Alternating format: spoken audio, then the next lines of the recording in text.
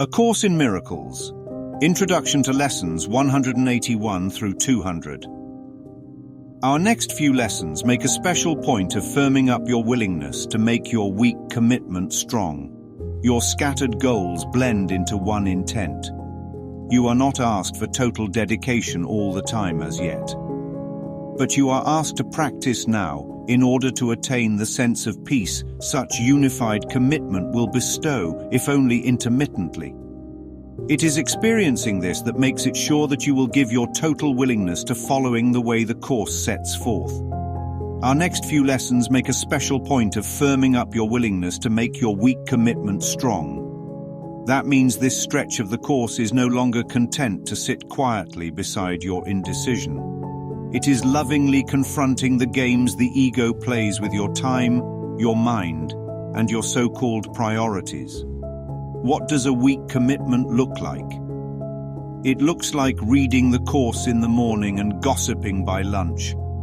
It looks like saying, "I want peace," but keeping a back pocket grudge just in case someone tries you. It looks like practicing forgiveness until it gets too personal, too close to home. It looks like praying to hear God's voice while secretly hoping it doesn't ask you to change. That's what it means to dabble, to try and merge light with shadows, to visit heaven without moving out of hell. Your scattered goals blend into one intent. This line is showing the difference between dabbling and devotion. Scattered goals sound like this. I want to be holy, but I also want to win. I want peace, but I also want to be seen. I want love, but I also want control. One intent doesn't mean a better to-do list. It means a single, undivided desire to wake up, not to be better in the dream, but to leave it all together. You are not asked for total dedication all the time as yet. The Course knows you're still afraid of full commitment. It's not demanding constancy yet, but it is calling for willingness. You are asked to practice now in order to attain the sense of peace such unified commitment will bestow. Peace is not a prize. Peace is a byproduct of not playing both sides anymore. What does playing both sides look like? It looks like meditating in the morning and plotting revenge in the afternoon. It looks like saying, "Nothing real can be threatened," while threatening to cut someone off. It looks like teaching love but still being afraid of losing your status, your income, or your image. It looks like attending spiritual workshops while still secretly hoping for worldly success to validate your path. The Course always tells the truth, not to guilt you but to free you. It's not trying to make you feel bad for wavering. It's trying to show you that wavering hurts. That half-heartedness is why you're still tired, still uncertain, still cycling through illusions. It names the ego's game with precision. And what is the ego's game? To say, "Let's compromise." To whisper, "You can keep some illusions. You don't have to give up everything." To suggest, "You can heal just enough to still enjoy being special." The ego's game is to use spirituality to decorate the prison rather than escape it. That's the weak commitment the Course is talking about. That's what it's now firming up. Not by force, but by showing what freedom actually feels like. If only intermittently, it is experiencing this that makes it sure that you will give your total willingness to following the way the Course sets forth. You don't need to be perfect. You just need a moment of undefended willingness. One taste of that peace and you won't want to go back. Even a flicker of true stillness will prove to you that the ego's promises are empty. That's what begins here. Our lessons now are geared specifically to widening horizons and direct approaches to the special blocks that keep your vision narrow and too limited to let you see the value of our goal. We are attempting now to lift these blocks, however briefly. Words alone cannot convey the sense of liberation which their lifting brings. But the experience of freedom and of peace that comes as you give up your tight control of what you see speaks for itself. Your motivation will be so intensified that words become of little consequence. You will be sure of what you want and what is valueless.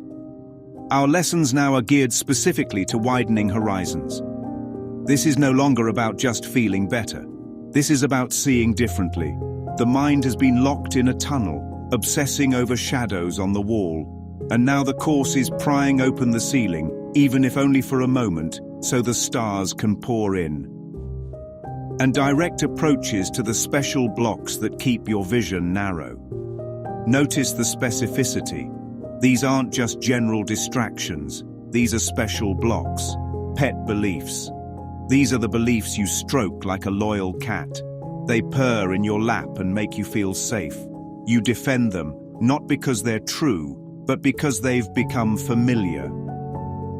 You'll know it's a pet belief because the moment someone questions it, you feel personally attacked. Examples: I've always been the black sheep.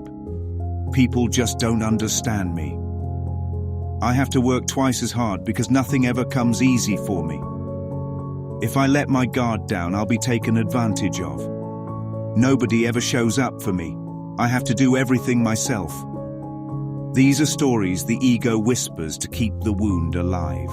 They seem like insights, but they are actually permissions. Permissions to remain in pain, to stay small, to justify distrust. They are comforting cages, velvet prisons, favorite grievances. These are the old bones the ego refuses to bury. You revisit them like a shrine. They give you an identity as the one who was wronged. Examples: that friend who betrayed you 10 years ago. The parent who never said, "I'm proud of you." The boss who humiliated you in front of others. The sibling who got away with everything while you had to be the responsible one. The ex who moved on too fast. And here's the trick. The ego tells you, this pain is sacred. It proves you were right. But in truth, these grievances are sacred to the ego because they prove separation is real. They keep the past alive so forgiveness can be postponed indefinitely. Personal idols. These are the things you think you need to be you. They're not always people. Sometimes they're roles, statuses, aesthetics. Examples: I'm the helper. I'm always the strong one. I'm the successful one. People look up to me. I'm spiritual, but not religious. I know deeper truths than others. I'm the rebel. I see through the BS while everyone else follows the herd. I'm nothing without my art, my body, my mind, my productivity. These idols become altars we bow to daily. But every idol says the same thing. You are not whole without me. They keep you chasing, proving, defending, when the truth is, you are already enough without any of it. But what they really do is narrow our vision. They keep the mind so preoccupied with tiny goals that it cannot perceive the one goal that sets it free. We are attempting now to lift these blocks, however briefly. This is the mercy of the Holy Spirit. The Course isn't demanding that we hold the mountaintop all day. It's simply asking that we taste it, that we allow the veil to lift, just for a breath, so we can remember what's beyond it. Because once we remember, we won't want to go back. Words alone cannot convey the sense of liberation which their lifting brings. Here's a key line. The Course knows that words, even these sacred ones, are fingers pointing to the moon. They are symbols of release, but not the release itself. Liberation is felt. Peace is lived. It is not described. It is experienced. But the experience of freedom and peace speaks for itself. When the mind loosens its grip, when it stops demanding that the world fit its judgments, it is flooded with peace, and that peace doesn't argue, it doesn't persuade, it just is. That peace becomes the evidence of God. Your motivation will be so intensified. And here's the crescendo. The Course is saying, you won't need to be convinced anymore. You'll want truth the way a drowning man wants air. You'll start to recognize the value of truth, not just as an idea, but as your one true treasure. You will be sure of what you want and what is valueless. This is spiritual clarity, not discipline, not striving, just the simple seeing. This brings me peace. That doesn't. This is of God. That isn't. This reflects my whole. And so we start our journey beyond words by concentrating first on what impedes your progress still. Experience of what exists beyond defensiveness remains beyond achievement while it is denied. It may be there, but you cannot accept its presence. So we now attempt to go past all defenses for a little while each day. No more than this is asked, because no more than this is needed. It will be enough to guarantee the rest will come. And so we start our journey beyond words by concentrating first on what impedes progress still. This is not poetic fluff. This is a holy pivot. Before we taste the quiet light, we must first see what's still blocking the door. The course is not asking for confession, it's asking for clarity.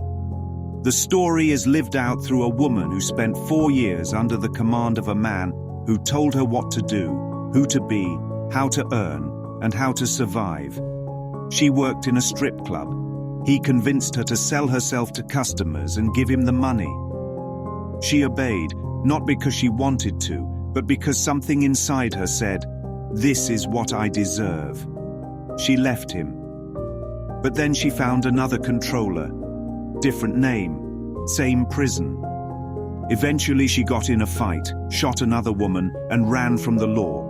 This isn't about legal drama. It's about a soul in hiding, hiding behind shame, hiding behind a life sentence of unworthiness. Experience of what exists beyond defenselessness remains beyond achievement while it is denied. What exists beyond defenselessness?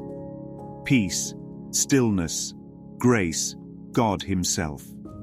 But as long as you are defending, even defending your pain, peace will feel impossible. The miracle may be right there, but you will not let it in.